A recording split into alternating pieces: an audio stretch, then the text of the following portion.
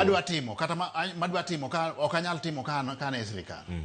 Mokuongo kuomgi en kuo. Kuo mar pesa. Kwalo mwandu mar jopiny. Iyudo ni kuo ng'eny e sirikal. Koro iyudo ni pesa monego bed ni dhi e projects ok chope projects monego bed ni timo ang'owa ni timo. Mano mokuongo. Mar ariyo, conflict of interest. Iyudo ni e sirikal ka sama koro implement gik moko, iyudo ni joma ni office, iyudo ni ng'ato procurement officer, ng'ato PS, ng'ato finance officer, tiyudo ni gine magi mire giloso kembe gi oko kucha. Maka nitiere service monego bed provided e sirikal kaka project monego tim, gini giwegi ema gimire tich. Procurement officer chiwo ka miyo tich kambigi magine directors through proxy. Finance officer oketo pesa e project no, accountant chulo. Gichulre pesa gini giwegi. Seche moko iyudo ni gichulre pesa to project ok dhi mbele. Mar adek en political interference. Jo siasa iyudo ni ng'ato wacho ni an ema bunge makama.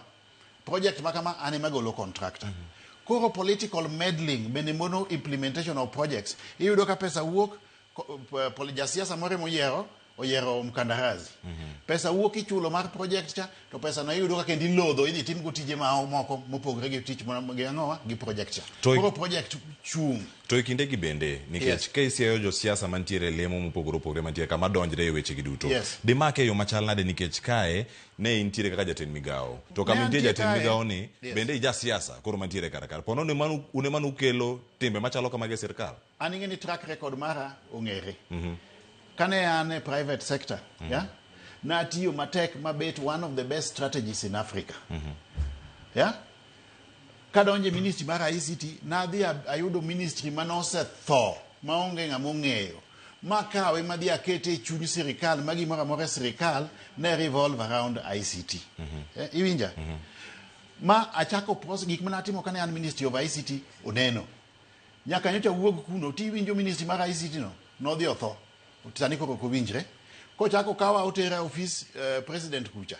Na bia the bed deputy chief of staff taloso weche mag performance. Ajaka dhia ayudo performance management framework manose tho, madhi atima ang'owa, madhi achiero. Koro my track record speaks for itself. Kane ane Ministry of ICT, jo EACC, Ethics and Anti-Corruption Commission, notimo uchunguzi mong'e kaka ministries duto tiyo gi pes raia. Mano yudi ni ministry minateleno under my leadership. Any the least corrupt.